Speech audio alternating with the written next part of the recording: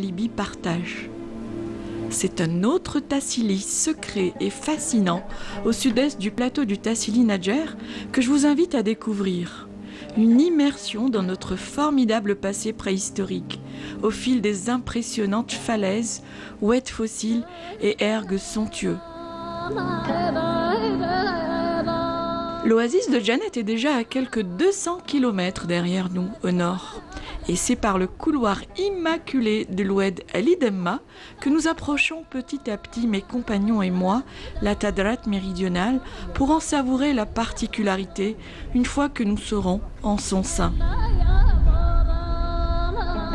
Première nuit passée à Ali Demma, au bivouac d'Ahmed Khirani, un campement dans le pur esprit de l'habitat des Adjers du Nord. Ali Demma évoque le nom d'un ancien nomade qui, dans la soif, eut une histoire pénible avec l'eau qu'il chercha là désespérément. En cette fin de matinée de ce mois de décembre, le ton est donné à notre grand périple pour franchir la porte de la Tadrat que nous remonterons du sud vers le nord avec ce bonheur d'aller vers ce Tassili d'un autre genre.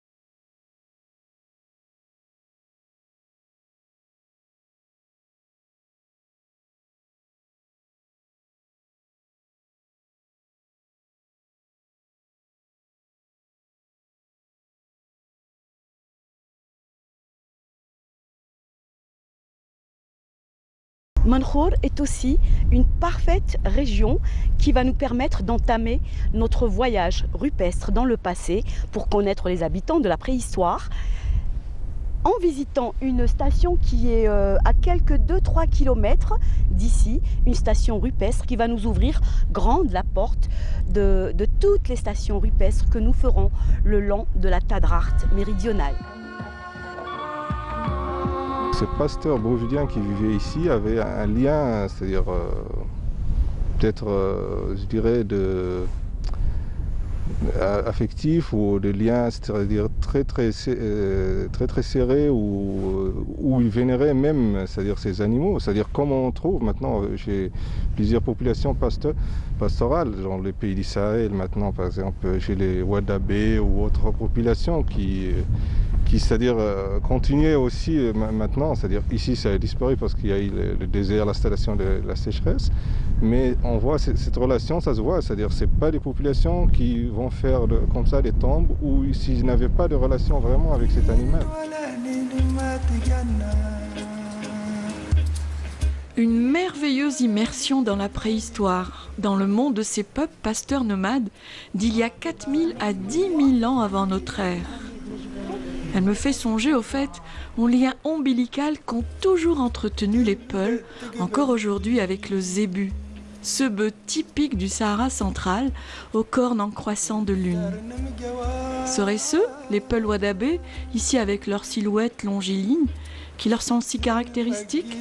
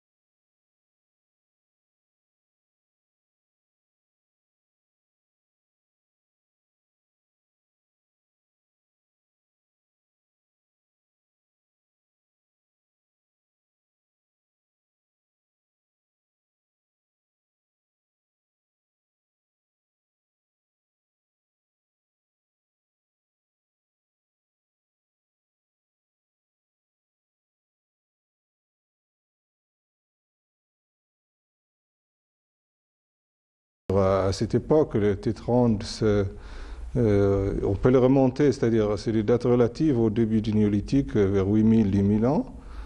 Il pourrait y avoir des parcs à cette époque, c'est pas exclu, c'est-à-dire l'être humain peut toujours, inventer tous les outils dont il a besoin. C'est-à-dire là, le néolithique, c'est une époque pas très reculée dans l'histoire de l'humanité, donc ça peut être possible aussi. Tête ronde, c'est l'épithète pour désigner l'homme du néolithique saharien qui s'est représenté avec un port de tête arrondi. Sa période remonte jusqu'à 12 000 ans selon les datations toujours en vigueur. Aujourd'hui, nombre de chercheurs remettent en cause ces datations et remontent encore à plus loin dans le temps ces trésors rupestres qui nous sont légués par ces ancêtres artisans de la grande civilisation saharienne. Un long, très long voyage à rebrousse-temps que ces parois rupestres où il n'est pas toujours aisé d'en déchiffrer le mystère. Nous sommes toujours à Inezen. Inezen signifie le lieu des mouches. Nulle présence de mouches pourtant, mais plutôt celle de mastodontes sur une paroi rocheuse qui me dit que les bubales aux cornes massives et les bœufs de Mankhor sont bien vivants ici. Hippopotame et son petit, personnage anthropomorphe, un temps où l'eau abondait encore voilà 20 000 ans, à la période du Paléolithique.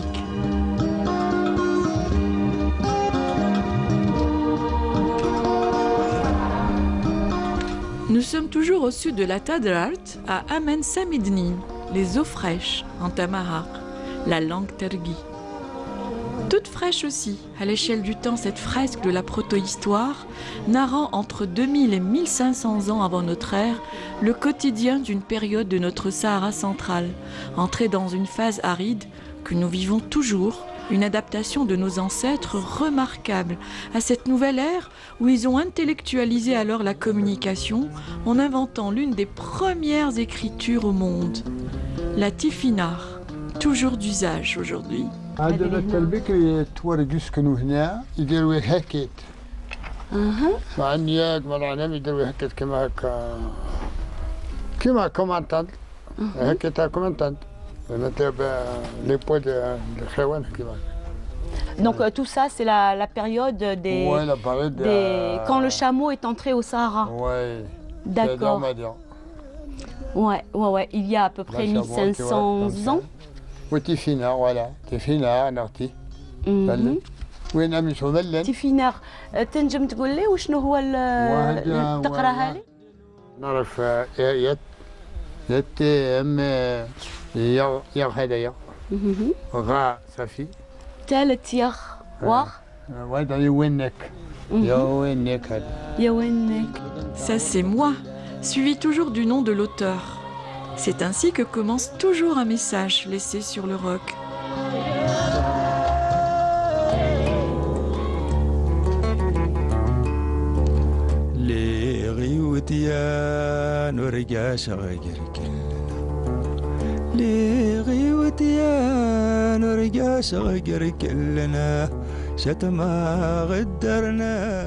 Avec elle toute, grand guide et chef de notre caravane à 4 roues, la concertation se fait autour du chemin à prendre pour un site néolithique d'une toute autre facture.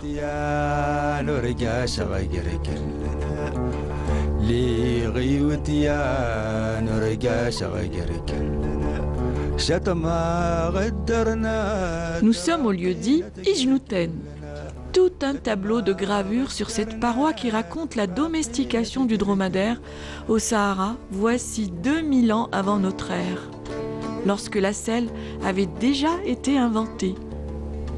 Pointe de lance lorsque l'industrie métallurgique était déjà en vigueur dans nos contrées sahariennes, voilà des milliers d'années. La faune familière, mais aussi les messages tifinagh de la protohistoire. Sur cette fresque, plusieurs périodes préhistoriques se superposent.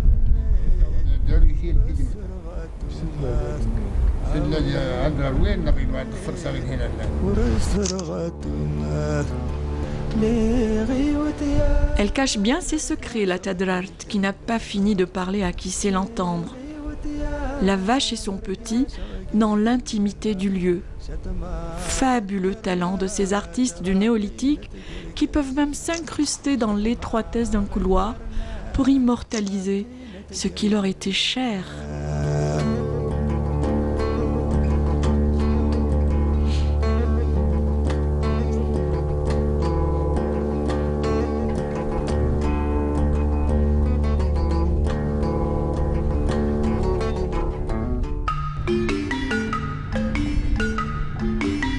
Les accès ne sont pas toujours faciles, mais réservent toujours de l'émerveillement.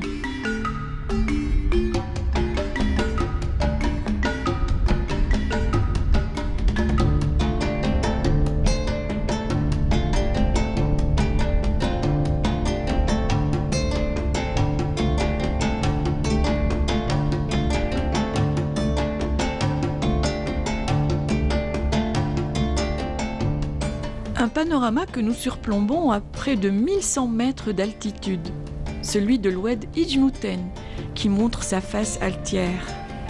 Sa source est là, en bas, sur sa falaise à gauche. En temps de pluie, son cours chemine vers le nord-nord-est, l'axe de notre périple.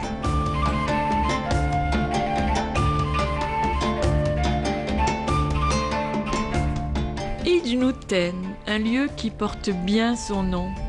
Il signifie espace qui va en se rétrécissant à l'horizon. La langue tamahar, un berbère pointilleux sur le sens des mots.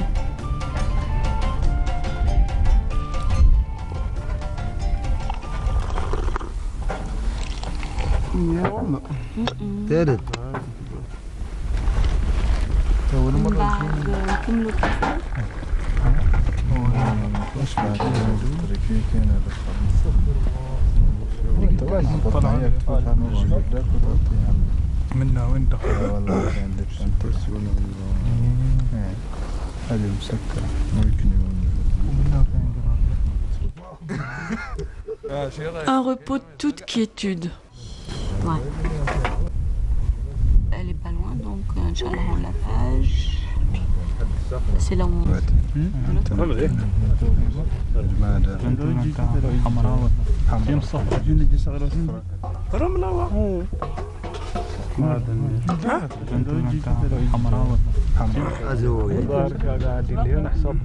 L'heure élue, celle du thé dans la tendresse du sable de l'oued, dont la somptuosité exerce machinalement un lien tactile.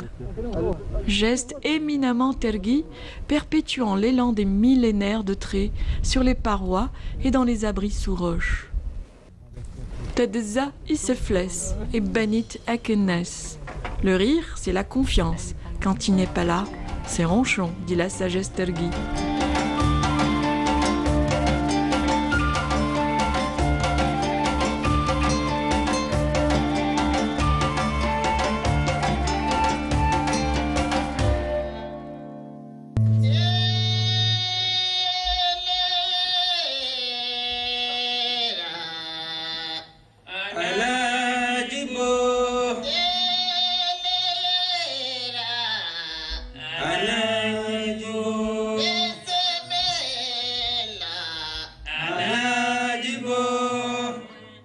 Oued El Birej, tout un programme de visite. Avec sa multitude d'affluents s'étalant dans un formidable labyrinthe de méandres, il est à lui seul une concentration de visites tous azimuts.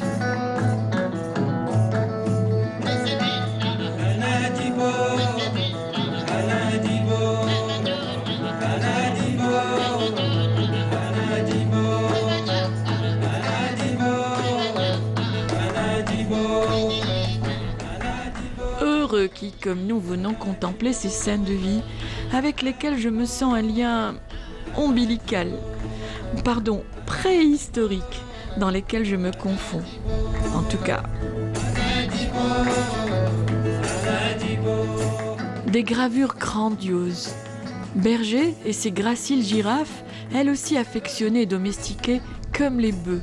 Même Barka, guide au parc national et culturel du Tassili Nadjer, pourtant habitué à ces trésors, n'a pas fini d'en être ébloui. Bubal et bœufs d'un stylisme particulier et impressionnant, au bord des oueds Markawendi et Wenzawaten. Habitant à l'africanité imposante. A-t-il migré depuis la Nubie? Est-il plus ancien? Cette épique gravure lui est-elle contemporaine ou plus ancienne? Quand il s'agit de gravures, les chercheurs ont tendance à les renvoyer jusqu'au paléolithique inférieur, situé entre 10 000 et 20 000 ans. كملوا la visite Anna.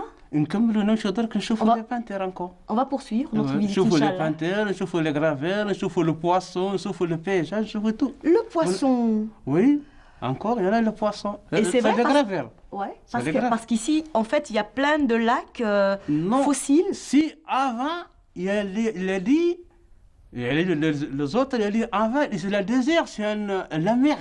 C'était C'est la ça, mer. tu trouvais les poissons. C'était la mer Tu il y a 500 ans. trouvais les poissons, tu trouvais jusqu'à l'éléphant. Et l'éléphant toujours reste dans l'îlot. Oui. C'est ça. Alors Barka nous donne bien cette image de la Tadracht quand Oui. elle était dans son époque où l'eau était abondante, où les animaux étaient abondants. Oui. Et c'est comme ça que nous verrons plus tard, Inch'Allah, des poissons, voilà, plein de poissons gravés sur le roc qui attestent de la richesse animalière de tous ces lacs qui peuplaient la Tadracht. Suivons notre chemin.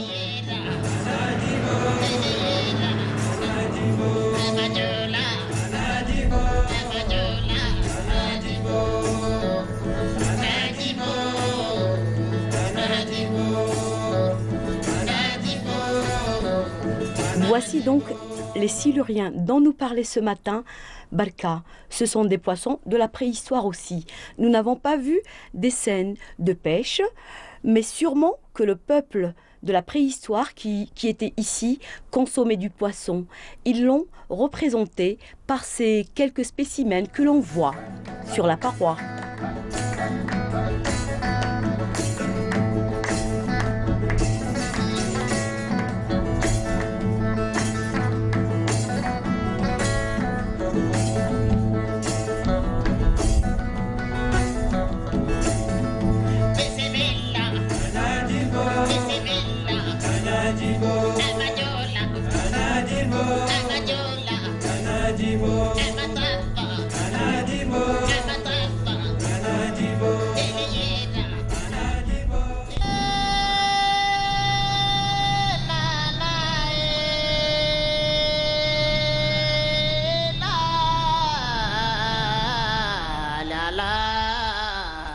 Grotte rupestre de l'oued Tineseli, celle de la dalle de pierre. Un mouflon tout droit descendu des falaises environnantes pour prendre son repas de fin de jour. Il est aussitôt pris en chasse par les lévriers du campement qui apprécient sa chair. Les sites rupestres de la Tadracht représentent en nombre ce chien caractéristique, fervent chasseur, haut et svelte avec une longue queue fine en trompette qu'on appelle Oska en tamarak, ou simplement Heidi, qui signifie chien. Pour les chercheurs, c'est Canis familiaris, Getulus, le sloughi très cher à l'homme du néolithique, comme en témoignent ses nombreuses représentations sur les sites rupestres.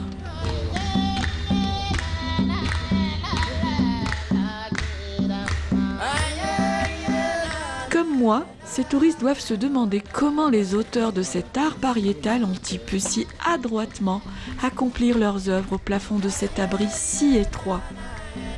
L'émotion n'en est que très forte pour cette première visite dans la Tadracht, il me semble. Oui, c'est vraiment les premières heures hein, ici. On a commencé hier le circuit et voilà, on a passé la nuit, je pense à 10 km à peu près d'ici. Et franchement, c'est apaisant, on va dire.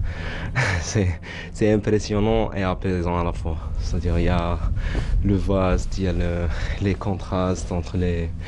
Franchement, c'est impressionnant. On a les massifs montagneux, on a le sable fin, on a des... Franchement, c'est impressionnant. Et puis, on a surtout les gravures et les peintures rupestres. En tous les cas, on est déjà surpris et on est déjà comblé. C'est-à-dire si on arrête ici et quand on repart déjà, on a vraiment une bonne impression. Au cœur de l'un des confluents du labyrinthique Oued El Biraj, une Aguelmem, Gelta en arabe. C'est Tanoudded, celle du mouflon. Seuls les fils du désert peuvent la connaître. Dans sa soif, le pauvre mouflon n'a pas eu de chance. La pluie était sûrement rare et le point d'eau complètement asséché. Il n'a pas plu depuis 4 ou 5 ans. Un mouflon? La Guelmenne porte bien son nom, décidément. Je n'en crois pas mes yeux. Serait-ce son fantôme à la Guelmenne qui a ressuscité, en vrai, pour étancher sa soif?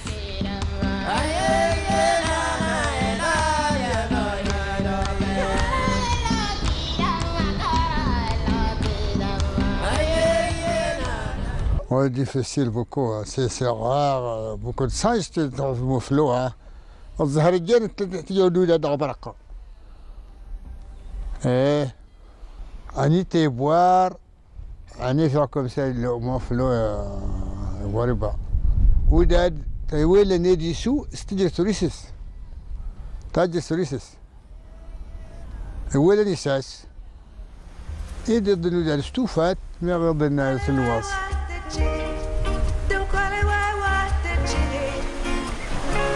Moula Moula, le traqué à tête blanche. L'oiseau porte-bonheur des Touaregs, d'ailleurs habillé comme eux dans les fêtes, d'indigo et de blanc. Quand il est là, c'est qu'il y a de l'eau.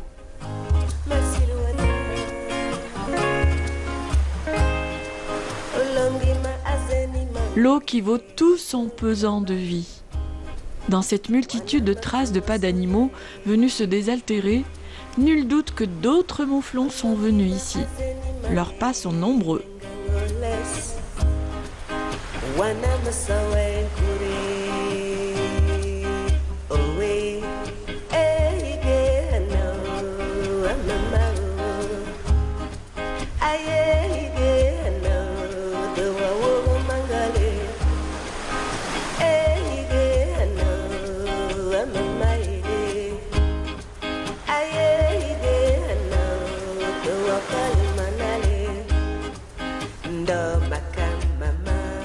De véritables gardes-manger, ces oies de la Tadrat qui, aux heures matinales ou crépusculaires, assurent à la faune sauvage et familière leur repas.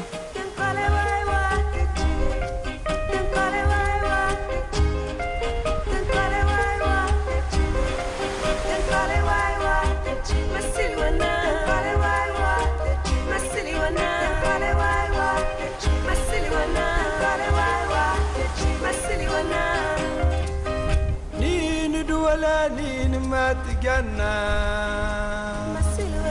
فرهد الدنيا ولا نين ما يجبى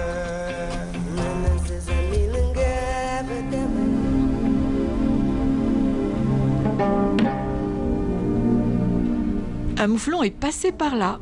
Ses traces sont toutes fraîches. Ça mal ça.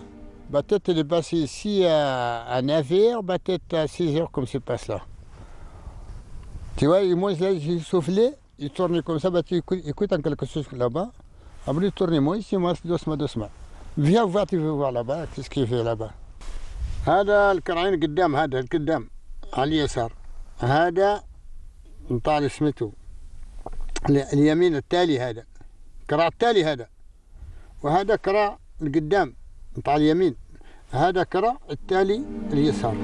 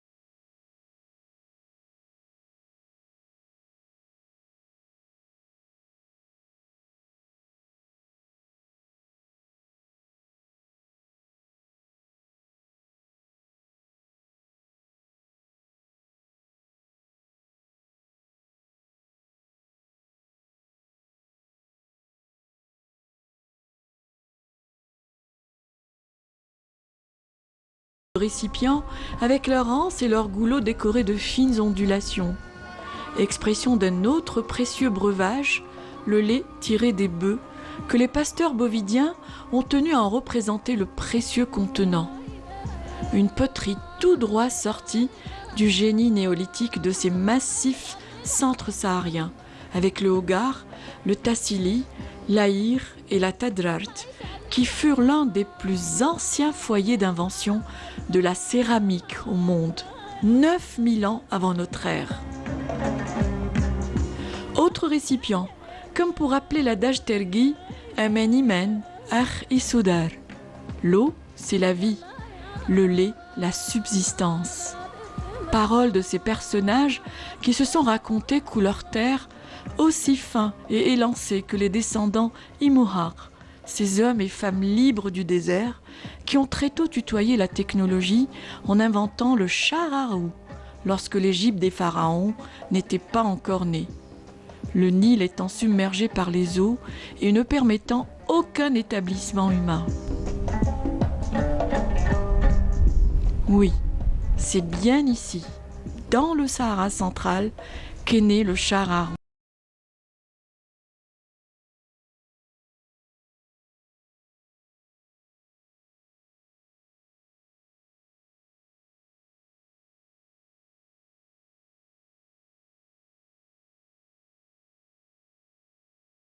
Ici, dans cette grotte d'El Biraj Wanta Baraket, parce qu'elle est exemplaire de cette période bouvidienne où les pasteurs chasseurs ont des tenues qui n'ont rien à nous apprendre sur la modernité. Quand on voit cet homme portant un sarouel blanc, comme on en trouve maintenant, notre actuel sarouel Loubia, et quand on voit ce couple là-bas, cette femme tenant un sac à la main, et cette robe longue qui ressemble même à une robe de circonstance, nous restons ébahis par le contenu. À la toute. Oui. L'homme qu'on voit ici, je suis très étonnée qu'il porte la même tenue qu'on porte maintenant. Une tunique et un pantalon, c'est extraordinaire. Oui.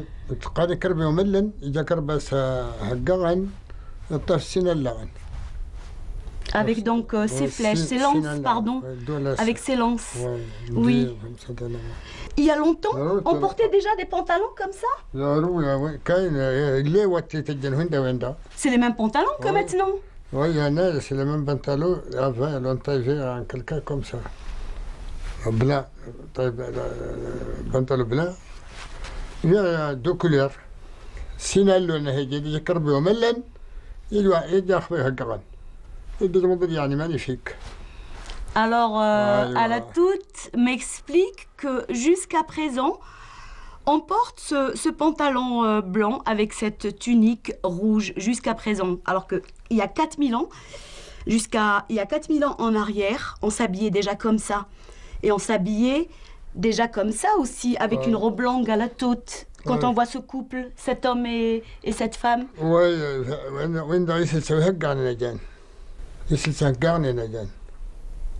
يبطاف تمط سفوس يبطا فالله سفوس مثلا يلوي تمط تمط يا تكا كم داك ماني جيب. C'est une longue jupe, c'est pas une mini-jupe. Ça du tribi فلان هذا أسيا تربيا. Ah, je me disais bien que c'est les Fullen. Ouais. شوف سوين يسكن واحد ديرو اثنين لا وين يسوى الناس لي تورو لا. Oui, le taureau, c'est vrai. C'est vrai. Oui. Ouais.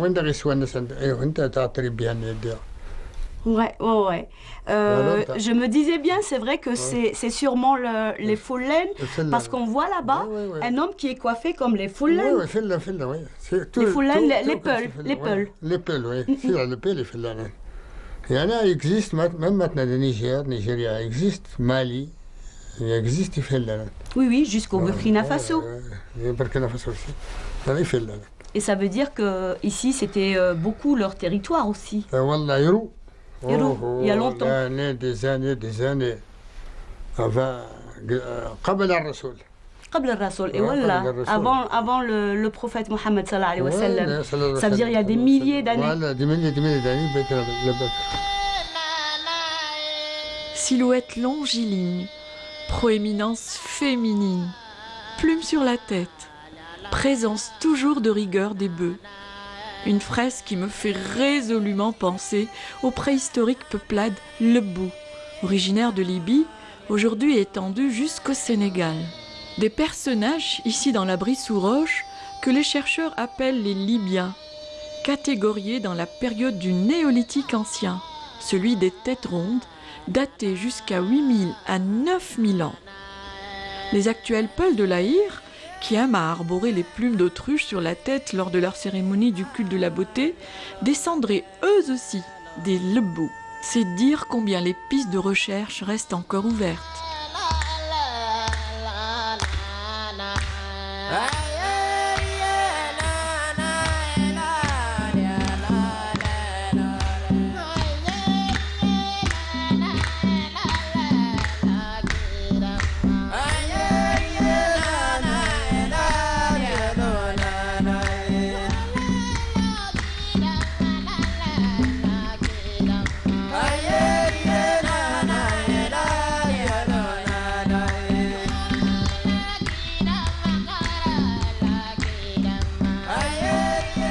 Les troublants Kelsouf, littéralement ceux des espaces désertiques. Allusion aux esprits du vide désertique. En tout cas, bien représenté ici, la tribu des Kelsouf. Peut-être même est-ce tout le campement réuni? Impressionnante œuvre gravée dans cette oued d'Ibergen, bien plus antérieure aux têtes rondes. Les archéologues désignent ces Kelsouf d'anthropomorphes et les remontent jusqu'à 9000 ans. Dès notre entrée au cœur de la Tadrart, nous les avons déjà observés sur 2 parois dans les oueds Inozen et Malkawendi. Nulle part ailleurs au Sahara, une pareille représentation n'existe. Une curiosité préhistorique de l'art pariétal unique qui fait écho aux esprits du désert si familiers dans la culture tergui.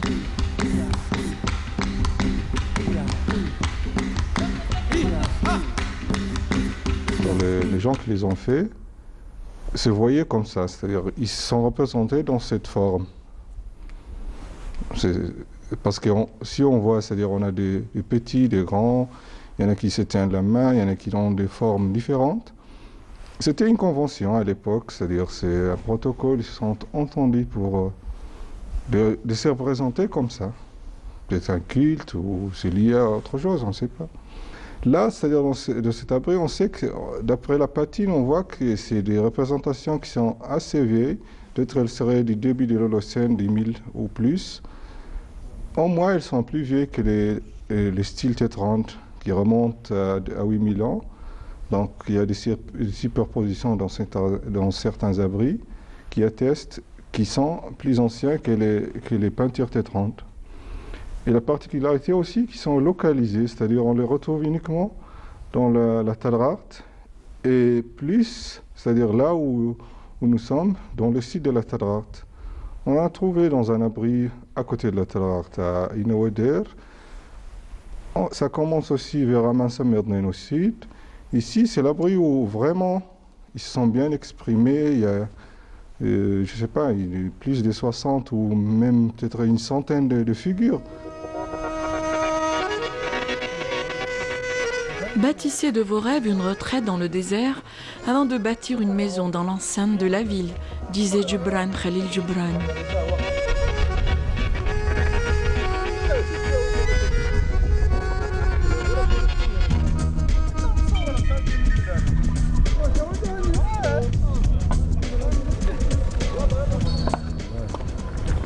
Que de magnificence nous réserve encore notre évolution nord-nord-est. Alors que l'on ne s'y attend pas, ce désert toujours vous surprend et vous met au défi avant de vous récompenser. Cela fait partie de son caractère.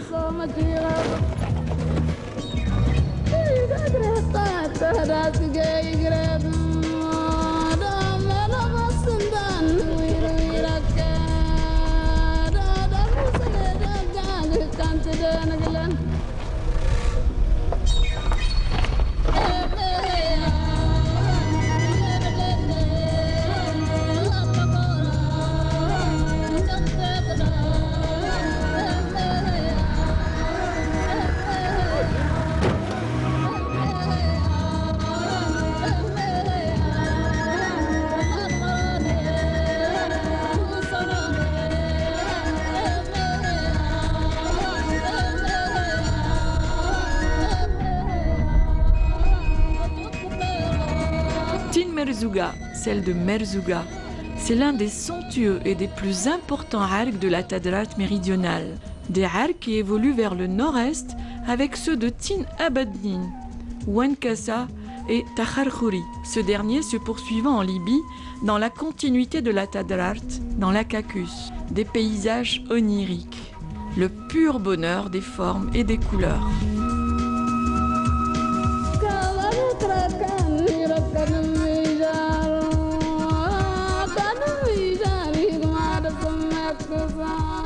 Elle est toute le guide qui sait me réserver encore bien des merveilles cachées. Dans notre cheminement, nous atteignons Oued Intehaq, avec de curieuses hachures sur le roc. Marque d'instruments aiguisés, je pense. Tout un tableau de pas d'animaux qui jonchent le sol. Le génie artistique d'une période lointaine où l'habitant avait un sens aigu de la taille de la pierre dont il faisait l'instrument pour graver la vie et éterniser à notre vue toute cette faune sauvage qui l'entourait et dont il vivait. Un chef-d'œuvre de ces mêmes pasteurs bovidiens du néolithique. Toujours ces mystérieuses hachures que les chercheurs lient à une pratique votive, liée sûrement à ces animaux qui marquent leur territoire. Merveilleuses antilopes qui s'envolent et que nous n'avons pas eu la chance de rencontrer dans les oueds ou sur les espaces ouverts, le matin ou en fin de jour, comme ça peut arriver avec beaucoup de chance.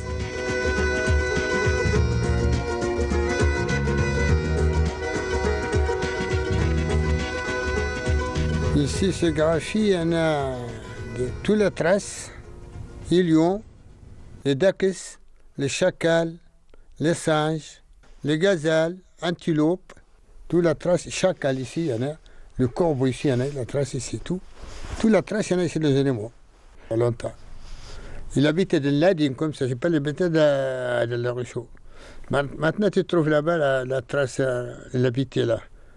Derrière l'Adine, enfin l'Adine, ici, tous les blagues de l'eau, lac, le grand lac. On continue maintenant, normalement on continue parce que tu vois, des heures, 11 heures, moins 13. Le temps s'égrène au rythme de ce sablier posé là, par la volonté du temps. Comme les artistes de la préhistoire, l'eau et le vent sont capables de signer, eux aussi, leurs formidables œuvres. Une forme de champignon que les géologues appellent un yardang, trace tangible d'une mer passée. La volupté des paysages est partout dans la Tadart, où que l'on soit.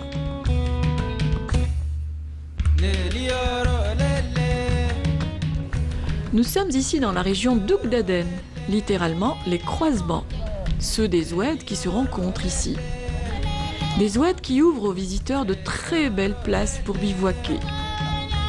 Leur sable ocre rouge qui s'accentue à mesure que nous avançons vers le nord découle, lui, des grès ferrugineux qui, avec d'autres grès, se désagrègent au fil des millénaires pour nous donner de quoi nous extasier devant l'onctuosité et la palette des couleurs de l'élément sable. L'érosion joue sa séduction.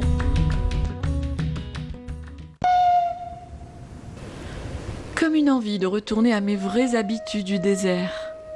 Marcher en avant de moi-même, comme le premier chameau de la caravane, dans un désert qui ouvre grande la fenêtre de l'horizon.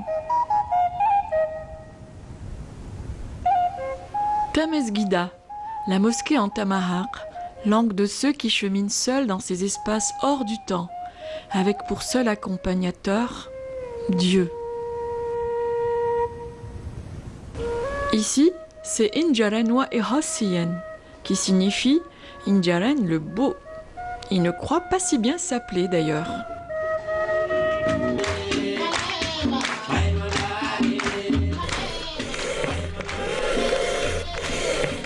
Le geste plusieurs fois millénaire, qui perdure dans certains campements actuels. Un remarquable site aux alentours d'Injaren, avec ses immenses meules où le broyage du grain était l'une des activités domestiques de nos ancêtres les néolithiques.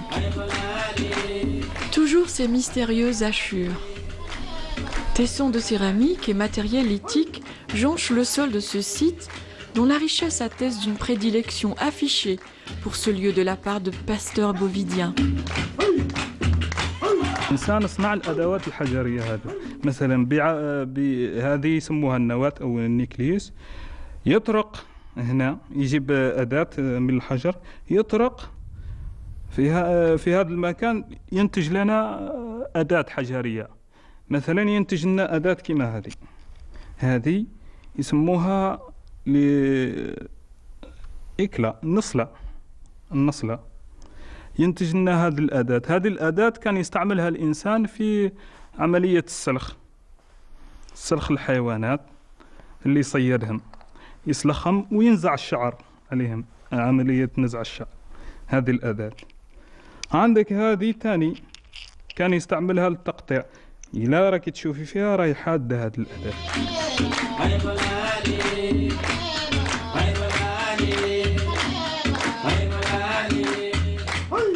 Les appartements de ces habitants qui ne lésinent pas sur l'art mural. La girafe, comme le bœuf, est très représentée à travers les sites rupestres de la Tadrart et semble attester de sa domestication aussi. Les chercheurs ne l'excluent pas.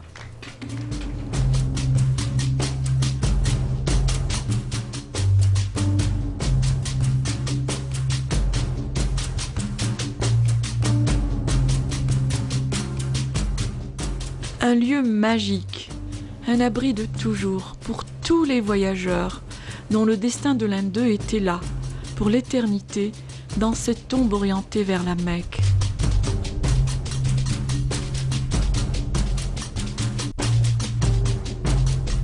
Celui qui ne connaît pas le silence du désert ne sait pas ce que c'est que le silence.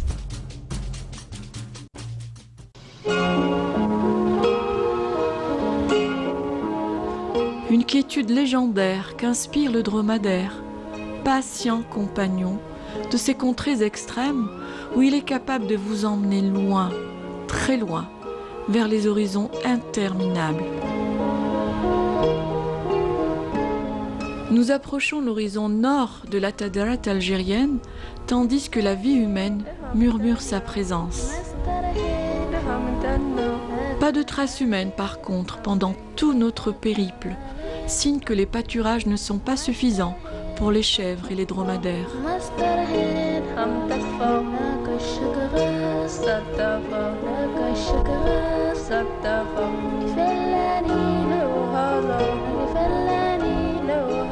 Ici, c'est l'oued Erikin, un géant comme Injaren qui la voisine au nord.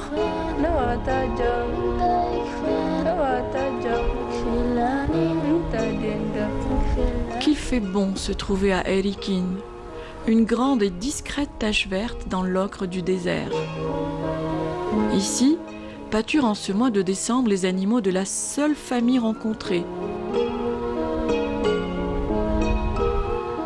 Une longue oasis sans fin, encastrée dans l'extraordinaire et très lointain rugissement géologique de cette partie de la Tadrart, les magiques canyons de la Tadrart.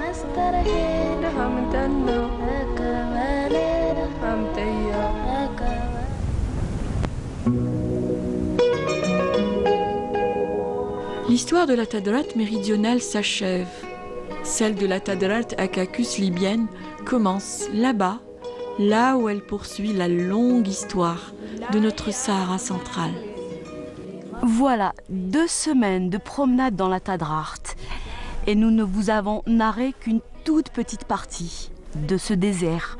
Le désert, c'est vrai qu'il faut le découvrir parce qu'à chaque fois, il nous réserve plein de surprises. Badiaf Mohamed, la Tadrart Akakus qui continue, elle est aussi riche que la Tadrart méridionale algérienne? Oui, elle est aussi riche. En fait, c'est un seul plateau, c'est un seul, du point de vue géologique, aussi archéologique et rupestre, et tout ce que vous voulez, les oueds, ça se ressemble. C'est un seul plateau. Il continue Il commence au niveau de Sardeles, la Ouenat, il va du nord, il va jusqu'au sud, au niveau d'Inezan, Oritoraj, Massakalim. C'est le même plateau, les mêmes oued, même configuration des oued, mêmes habitations humaines depuis la nuit du temps, depuis les ères préhistoriques jusqu'à aujourd'hui. Qu'avez-vous retenu de notre sortie? Ce que j'ai retenu, c'est d'ailleurs que j'ai retrouvé des sites que ça fait des années que je n'ai pas vus. Voir l'état de certains abris, l'état de certains sites de surface. C'est-à-dire, chaque fois que tu passes, c'est-à-dire c'est différent. C'est-à-dire de quel angle tu prends et puis ça change. Parfois, il y a des passages dunaires qui couvrent une partie du site. Parfois, tu as au contraire que ça découvre aussi des choses que tu n'as pas vues. Puis certains sites rupestres, ça dépend des heures de la journée où tu y es passé. Parfois, il y a des détails qui apparaissent que tu n'as pas bien retenu l'autre fois. C'est-à-dire, c'est toujours, c'est-à-dire à chaque fois, puis aussi par rapport à la faune et la flore, c'est-à-dire la végétation, c'est pas tout le temps que tu as toutes les plantes, puis par saison et tout ça. C'est-à-dire à chaque voyage, tu découvres des choses. Parce que dans cette zone, c'est-à-dire, parfois tu as des pluies en hiver et parfois tu les as en été aussi. Sur cette note d'eau, nous vous disons au revoir et nous espérons que vous avez bien apprécié notre virée longue de 2 semaines dans la Tadrart, en espérant vous reprendre par la main et vous emmener une autre fois dans cet immense espace que l'on pourrait visiter sans arrêt et dont on peut espérer vivre 100 ans pour en visiter justement qu'une infime partie, parce qu'il est immense. Merci.